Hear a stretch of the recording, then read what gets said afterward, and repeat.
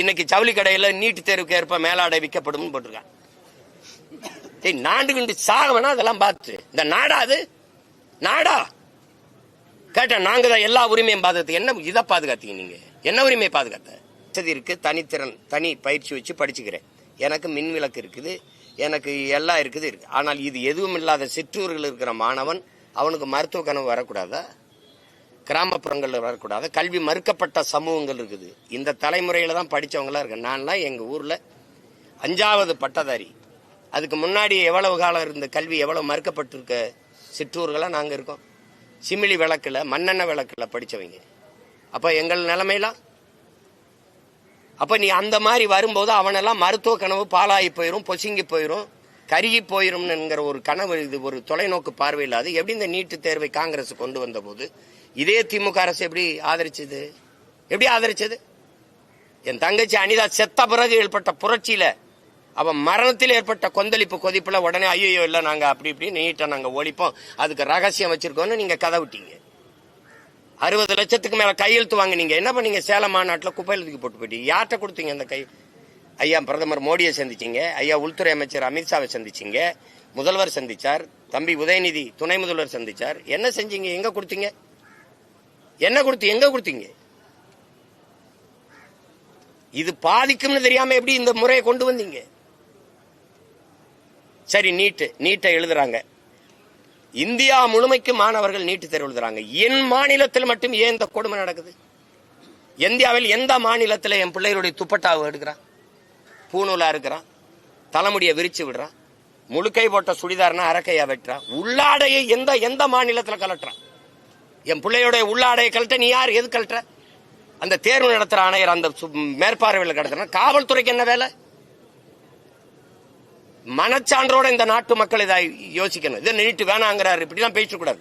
மூக்குத்தி தோடு எவ்வளவு எவ்வளவு எவ்வளவு பெருசு இருக்கும்? மூக்குத்தி அறிவார்ந்த மக்கள் செஞ்சு பாருங்க. இந்த மூக்குத்தி எவ்வளவு பெருசு? இந்த மூக்குத்திக்குள்ள பிட்ட கொண்டு போய் பார்த்தெழுதிட முடியும்னு நம்புதா அந்த சமூகம்? நம்புதா? ஏன் அங்க கண்காணிப்பு கருவி வை, சிசிடிவி கேமராவை வை. அப்ப மேற்பாளர்கள் சூப்பர்வைசர் இருக்கான்ல, அவன் என்ன பண்ணிட்டு இருக்காரு? அவர் என்ன பண்ணிட்டு இருக்காரு? பார்த்து எழுதும் போது அப்படிக்க மாட்டாரா? இந்த தோடுக்குள்ளைய மூக்குத்திக்குள்ளைய நீ விட்ட மறைச்சு கொண்டு எழுதிட முடியும்னு நம்ப சொல்ற. ஆனால் இந்த ஓட்டு போடுற பெட்டி இவ்வளவு பெரிய பெட்டிகளை ஒண்ணும் செய்ய முடியாதுன்னு நம்ப சொல்ற. இது சரியா பதிவு நடக்குங்கிற இந்த மூக்குத்திக்குள்ள பிட்டு கொண்டு போய் எழுதிடுவான்னு என்னை நம்ப சொல்ற. அருணா கொடியா இருக்க சொல்ற, பூநூலா இருக்க சொல்ற, தாலியை கழட்ட சொல்ற. இதெல்லாம் ஒரு ஜனநாயக நாடா? ஏன் எனக்கு படிக்கிறது இந்த நாட்டில் மட்டும் நான் விரும்பிய கல்வியை கற்கிறது ஏன் எனக்கு இவ்வளவு கடினமையா இருக்கு? ஏன் உலகத்தில் எந்த நாட்டிலே கல்வி ஏன் சுகமா இல்லாம சுமையா இருக்கு? ஏன் இவ்வளவு கொடுமையா இருக்கு? உங்களெல்லாம் யாரா மருத்துவராக சொன்னதுன்னு கேட்கிறீங்களா? என்ன கணக்கில் இதை கொண்டு வரீங்க? வட இந்தியாவில் நான் அறிவார்ந்த பெருமக்களே, நான் வேணா காணொலி ஆவணத்தை காட்டுறேன். வட இந்தியாவில் இதே நீட்டு தேர்வு எழுதும் போது புத்தகத்தை விரிச்சு வச்சு எல்லாரும் எழுதுறான். அந்த மேற்பார்வையாளர், அந்த பார்வையாளர் சூப்பர்வைசர் என்ன பண்றாரு? கதவு அடையில் நின்றுகிட்டே யாராவது வர்றானு பார்த்துட்டு இருக்காரு. நீங்க எல்லாம் பார்க்க தவறி இருந்தா நான் அந்த காணொலியை தரேன், நீங்க ஒளிபரப்புங்க. இத்தனை மாநிலங்கள் நடக்கும்போது ஏன் மாநிலத்தில் மட்டும் ஏன் இந்த கொடுமை நடக்குது? தமிழ்நாட்டில் மட்டும் பிள்ளைகளை பொத்தானா இருக்கிறது. இந்த பொத்தானுக்களை பிட்டு கொண்டு வர முடியுமா? என்ன வேலை இது? காவல்துறை எதுக்கு அங்கிருந்து கழட்டுது? மூக்குத்திய போட்டு தரன்ற, இது பண்ற, உள்ளாடை கலட்டிடுற, வீட்டுக்கு போய் உடைய மாத்திக்கிட்டு வான்ற. இன்னைக்கு ஜவுளி கடையில நீட்டு தேர்வுக்கு ஏற்ப மேலாடை விற்கப்படும் போட்டிருக்கான்.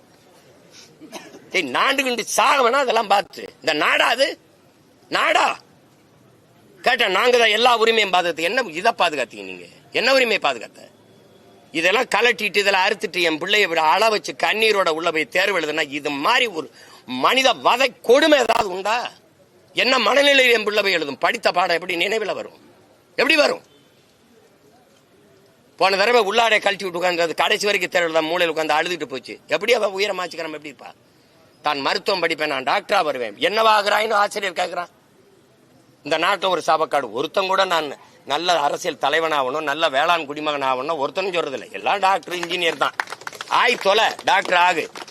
அப்படி கனவோட நான் மருத்துவராவேன்னு சொல்லி வந்த என் பிள்ளைகளுக்கு கடைசி அவன் கூட படித்த நண்பனை, சமூகத்தை, பெற்றோர்களை, உறவினர்களை எதிர்கொள்ள முடியாம தானே உயிரை மாய்த்துக்கிட்டு போகுது. பச்சை பிள்ளைகளை கொல்ற, குடிக்க வச்சு கொல்ற, படிக்க போற இடத்துலயும் தேர்வு விடாம கொல்ற. என்னதான் அது நாடுது? என்னதான் நாடுது? கொடுமை. பித்தானை வெட்டிக்கிட்டு மூக்குத்திய போட்டு கலட்டிக்கிட்டு இருக்கேன். இதுக்கு அறிவு யாராவது கேட்க மாட்டீங்களா? யாருமே கேட்க மாட்டீங்களா? எங்க இந்த மூக்குத்திகளை எப்படிங்க பிட்டு கொண்டு போக முடியும்? எப்படி கொண்டு போக முடியும்? தாலியில என்னங்க பிட்டு கொண்டு எப்படிங்க கொண்டு போய் பார்த்து எழுதிட முடியும்? குடிக்க வச்சும் தாலியா இருக்கிற, படிக்க வச்சு தேடுவதும் தாலியா இருக்கிற. இது என்ன நாடுது? கேட்டா நாங்க தான் சுயாட்சி நாயகன். இதான் சுய ஆட்சியா? தேர்தல் வரும்போது பிள்ளைகள்லாம் கடைசி அரை மணி நேரம் உட்கார்ந்து மனதுக்குள்ள நினைவுபடுத்தி அமைதியான சூழ்நிலையில் போய் அந்த பிள்ளைய தேர்வு எழுதணும். வாசல்ல நிக்க வச்ச அந்த பிள்ளைகளை காட்சிய பாருங்க. உன் மகளோ என் தங்கச்சியோ உன் மகளோ உன் தங்கச்சியோ எழுதுனா உன் மனநிலை எப்படி இருக்குமான்னு பாரு.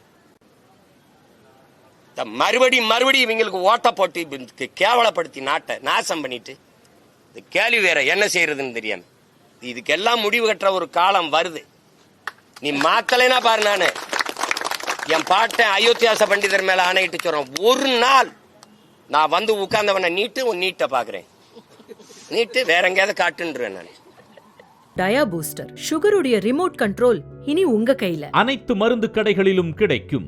செய்திகளை உடனுக்குடன் தெரிந்து கொள்ள கீழ்கண்ட கேபிள் மற்றும் டிடிஎச் நெட்வொர்க்குகளில் எம்நாடு செய்தி தொலைக்காட்சியை காணுங்கள். பாதகம் செய்பவரை கண்டால் நாம் பயம் கொள்ளலாகாது பாப்பா. மோதி மிதித்து விடு பாப்பா, அவர் முகத்தில் உமிழ்ந்து விடு பாப்பா.